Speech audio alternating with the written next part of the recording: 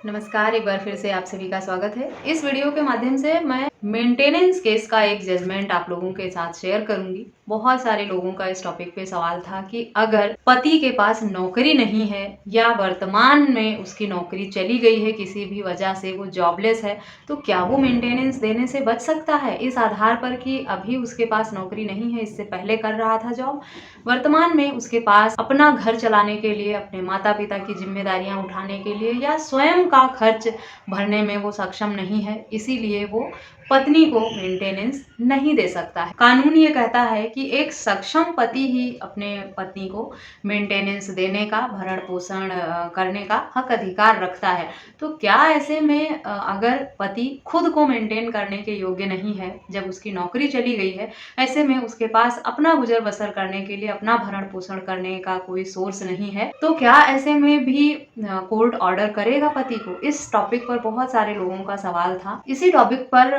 Karnataka high court का ये judgement है, जो इसी टॉपिक पर बेस्ड है, जिसमें एक पति पत्नी के बीच में विवाद हुआ और पत्नी ने मेंटेनेंस की मांग की और लोअर कोर्ट से उसे 10,000 रुपए प्रति माह मेंटेनेंस देने का आदेश हो भी गया, जिस पर पति ने हाई कोर्ट की तरफ रुख किया और उसका ये कहना था कि वर्तमान में वो जॉबलेस है, उसके पास खुद का गुजारा करने का साधन नहीं है और ऐसे में कोर्ट उस पर पत्नी के भी भरण पोषण की जिम्मेदारी का बोझ नहीं दे सकता है। साथ ही ये भी हवाला दिया था पति ने कि एक सक्षम पति पर ही पत्नी के भरण पोषण की जिम्मेदारी होनी चाहिए, लेकिन हाई कोर्ट ने उसकी याचिका को ये टिप्पणी करते हुए खारिज कर दिया कि पत्नी को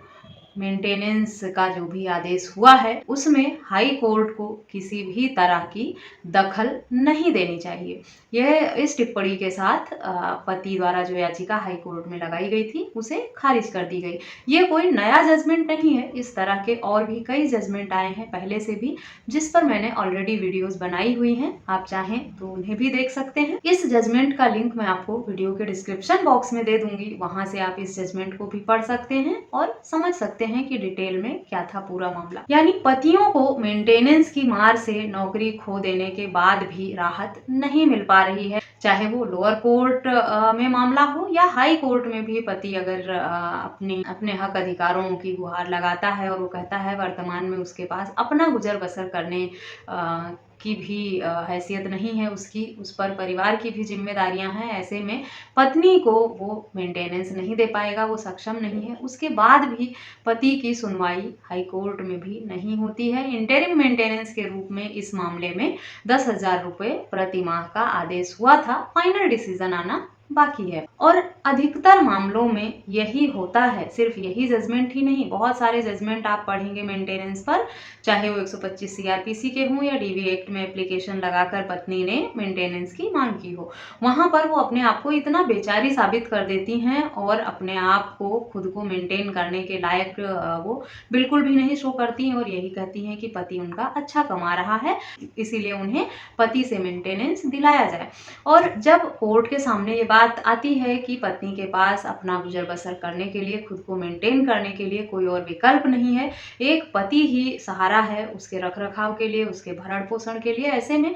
कोर्ट को लगता है कि पति अपनी जिम्मेदारियों से बच नहीं सकता है। एक पत्नी के रख रखाव की जिम्मेदारी माँ बाप के बाद उसके पति की ही होती है, शादी हो जाने के बाद, कि वो किसी भी तरह से कमाकर अपने पत्नी का, अपने परिवार का गुजर बसर करे, ये उसकी एक नैतिक जिम्मेदारी बनती है और वो इस जिम्मेदारी से बच नहीं सकता है कोई भी बहाना देकर। अगर उसके साथ कोई हेल्थ प्रॉब्लम है, वो मानसिक रूप से अस्वस्थ है या शारीरिक रूप से अस्वस्थ है, तभी उसे राहत मिलती है। आमतौर पे कोई भी बहाना, कितने मामलों में कोर्ट ने ये टिप्पणी की है कि मजदूरी करो, भीख मांगो, लेकिन पत्नी को मेंटेनेंस देना ही पड़ेगा, यहाँ पर कोई बहाना नहीं चलेगा। लेकिन अगर पत्नी सक्षम नहीं है, वो ज़्यादा पढ़ी लिखी नहीं है, खुद अपना गुजर बसर करने के योग्य नहीं है, पहले कभी नौकरी नहीं की है,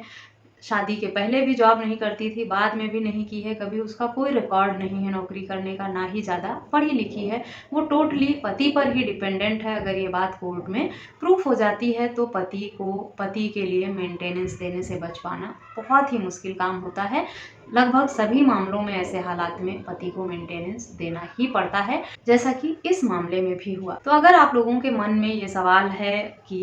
या ये गलतफहमी है कि पति अगर नौकरी कर रहा है और छोड़ देगा नौकरी, या वर्तमान में जानबूझकर उसने नौकरी छोड़ी है मेंटेनेंस देने से बचने के लिए, या किसी वजह से कुछ महीनों से उसके पास जॉब नहीं है, तो इस सब वजह से वो मेंटेनेंस देने से बच जाएगा, तो ये बहुत बड़ी गलतफहमी है।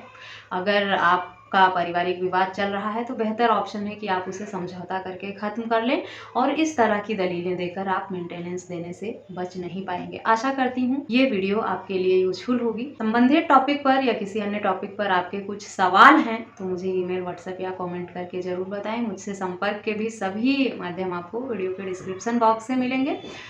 मेंटेनेंस को लेकर आपकी क्या राय है, क्या सोचते हैं? अगर आप मेरी वीडियो को देख रहे हैं और मेंटेनेंस के मामले में आपने कुछ अलग फेस किया है या कुछ आपके पास सुझाव हैं, तो आप मुझे कमेंट करके या व्हाट्सएप करके जरूर बताएं। और इस जजमेंट पर आपकी क्या राय है, आप क्या कहना चाहते हैं इस तरह के जजमेंट को लेकर, ये भी कमेंट करके बताएं। इस वीडियो में बस इतना ही, मिलते हैं नेक्स्ट वीडियो में। तब तक के लिए थैंक यू एंड बाय।